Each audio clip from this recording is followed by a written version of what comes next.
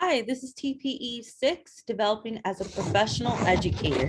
So for my artifact, I chose an individualized development plan that I created in the beginning of this semester. So this was basically kind of like a goal sheet of what I wanted to accomplish for this school, for this particular school year, what I needed to improve on, what I needed more resource, more help in. And it was really great being able to talk this through with my mentor teacher. And I don't think I've mentioned, my mentor teacher is actually right next door to me. He's been my rock this entire internship and the and actually the semester before, because I was actually hired on site an emergency credential before I had my internship credential. So he's been someone I've relied on for quite some time. So we've been able to build that rapport. And when I was writing these goals, for myself, I was telling him, well, what do you think? And really getting his feedback. He's been teaching for 15, 16 years. So he's, been in the game for a while. And one of the goals that I remember myself writing was creating a better system to track students' IEP goals. So the beginning of the semester, I was like, okay, how do I, track their IEP goals? Do I buy a binder? Do I do this paper? Do I do this electronically? Like I had, no idea. And I remember telling my mentor teacher, like, what's the right way? Like, what do I do? And he says, eventually you come to terms and you find what's comfortable for you. Some of us do paper route and we have a binder and we tally, okay, like this is when I assess them and this is what they're able to do, and have kind of like a record sheet of how they're making progress towards that goal. He says speech therapists, other service providers, they use that method. He says, or I use, I prefer to do things electronically. The reason being is that he's very organized, and he would tell me he would create folders in Google Drive for each student in his caseload. And then anytime when he was monitoring goals, he would reflect back on that spreadsheet, go through and then look at some of, their weekly samples or work samples, any assessments, and run through that. And he said it made things, much smoothly. And, what's really great is that he always kept reassuring me that, you're not going to figure it all out right away. And that was something I had to come to terms with, that, jumping into teaching, you're not going to figure out everything right away. You're going to come across some bumps in the road that you're not going to know all the answers to. And, coming from being a student, I'm always used to finding an answer. And with this, it's like you have to make quite a bit of mistakes till you finally find something that works for you. So I opted to use an electronic version of tracking my goals and like an electronic binder, and it's worked out a lot more effectively for me, because in the beginning I was carrying this huge binder and it was very challenging to carry, like from campus to home. And sometimes I would visit my family, and to carry this binder, it was just it was really not the most accessible. Creating the digital binder, I found one and it just worked. I was able to go through it, see, okay, I would do it every other week, go through and see what my students, if they made any progress, what they need to work on in their goals. And it kind of helped me because I was able to see, like, okay, like this is something I need to work on for them, like some of their math goals. I'm like, okay, this is something that, we've worked on, we haven't worked on. And just to keep a mental note for myself, like where I'm at and they're at in their IEP. And then another goal that I had wrote for myself was finding more opportunities for students to advocate for their learning needs. So I mentioned to my mentor teacher, Mr. Martin, I said, okay, like I want my students to become more to develop more self-advocacy, skills. Like what can I do? Like besides them telling me for help, asking me for help, giving me feedback, like what are ways that I can help them, advocate for themselves. And we came across this resource. It was really awesome. And it helps break down the IEP for the students and what their, learning needs are, what their accommodations are, what their disability is, because surprisingly, a lot of my students had no idea what their disability was. Like they didn't even know why they were even in these SDC classes. They had no idea why they had some gen ed classes, some, smaller setting classes. So it created a lot of great dialogue for us to be able to, have that open communication, like this is what your IEP is. And you can kind of see that a lot of them, it was starting to make a little more sense to them, because inviting them in that conversation, they kind of felt like, oh, okay, like now I'm included, like now my education, because for most of them, they're going to be 18 before they exit high school, and one day they're going to be responsible for their own education rights. And it's really important that they know what exactly is, their IEP all about, what, services are out there for them, what their minutes look like, why are they calculated the way that they are, what does all of this mean, what is least restrictive environment, what does, what does it mean by proposed goals, like what am I supposed to do here, like just being able to have, we took a few days to just kind of break this down for students. And it was a really great, learning moment for both me and my mentor teacher and the kids. So that was a really good exercise. And then my last one was practicing more ways to include aids in my lessons. So I have a background of being an instructional aide for Fontana Unified School District. So I was an aide for 4 years, and I worked in RSP classes and SDC classes, and I've done both. And when I became a teacher, I was like, okay, I had this, image of how I was going to, include aids into my lesson. And I was hired last semester in on an emergency credential. So obviously my classes looked much different through distance learning.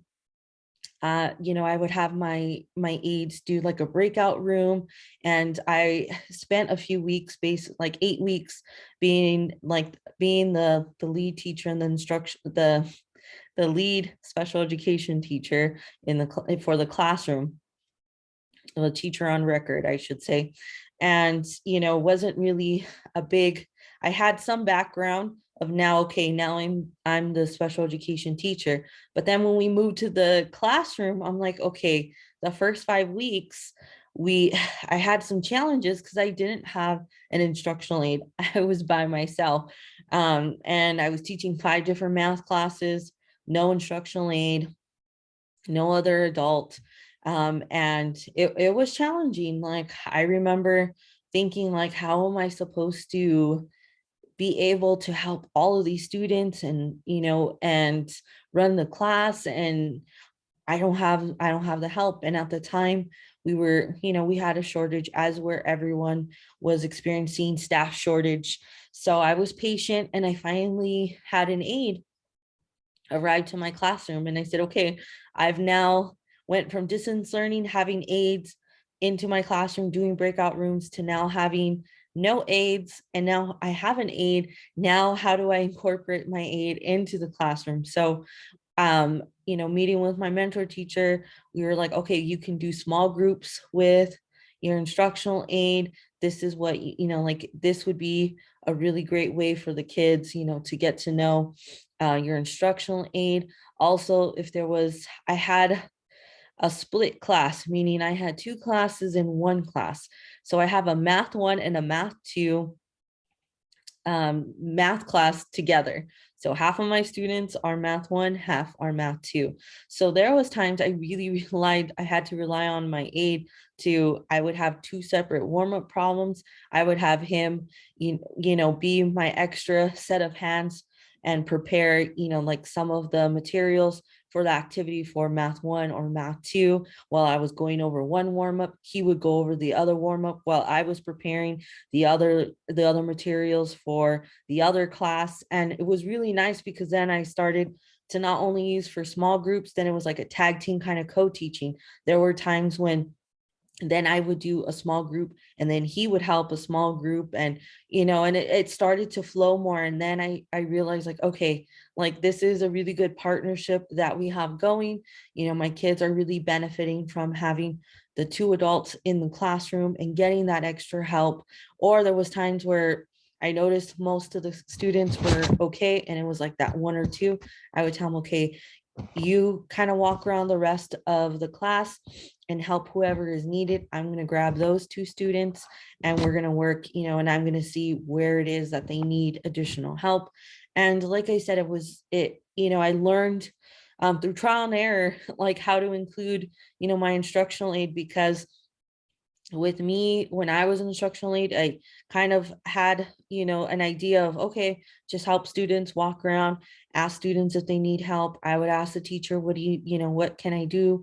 And, but now that it's, the roles are reversed, now I'm the teacher, not the instructional aide anymore. And it was now trying to figure out, how can I make the best of an extra, adult in the classroom? So, it was finally done, a lot of trial and error, but I'm really glad that my students benefited from having an instructional aid, and I'm glad I didn't go the whole entire semester without that extra help, because it was very much needed.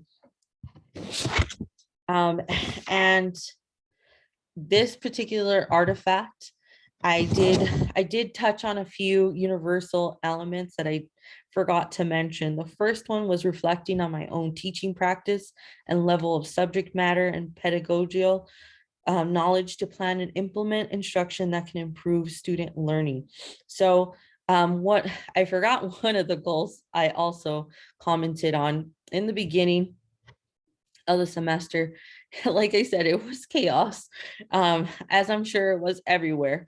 My PLC meetings and SPED meetings were happening simultaneously. And obviously, I couldn't be in two places at once. I couldn't meet with my department, and I couldn't meet with the SPED department and the math department at the same time. So I reached out to the department chair for math and, let him know, like, hey, my meetings are going on at the same time. Is there any way that, I can be logged in virtually? Because some of them were meeting in smaller groups, like a PLC Math 1 was meeting together, PLC Math 2, they were meeting together. And he says, of course, like, we figured out a way where some of the meetings were recorded and I can look back at them at a later time. We've done where I joined in virtually, and one of the math teachers would prop me on a computer, and then I would be able to hear what was going on, because then my SPED meeting would happen like 20-30 minutes later. So it was a lot of figuring out, how can I be included in both settings, because it was definitely going to benefit my students from me being able to have access to, both math 1 and math 2 in the math department, and also what was going on, and also being informed in the special education department.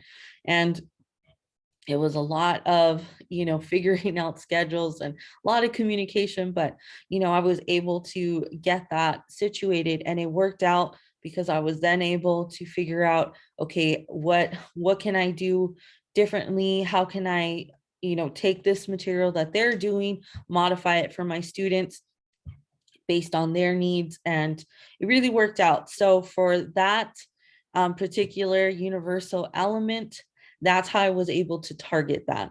The second one I was able to accomplish with this artifact is establishing professional learning goals and making progress to improve the practice by routinely engaging in communication and inquiry with colleagues. So throughout this video, I mentioned I was in constant communication with my mentor teacher. We would talk every single day. Since he's right next door to me, I would consult with, my colleagues. What was really nice about this site is that all the SDC teachers were all next door to each other. So if I ever had any questions, I would just go next door. I would say, hey, Mr. Parzia, like, I have a question about this. Can you show me how to do this? I'm not sure, what do I do here? Like, I, need help with this. And, without hesitation, he would always, help me out. My mentor teacher, also right next door to me, 2 classrooms down, Coach Barry. They're all amazing. Sorry, I'm getting emotional. They're all an amazing group of teachers, and I'm very glad I was able to have them this semester to consult with, to collaborate with, and build community with, because without them, this semester would have been really hard to navigate on my own as an intern teacher.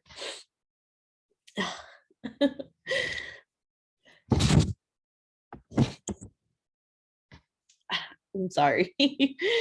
I'm going to pause right here.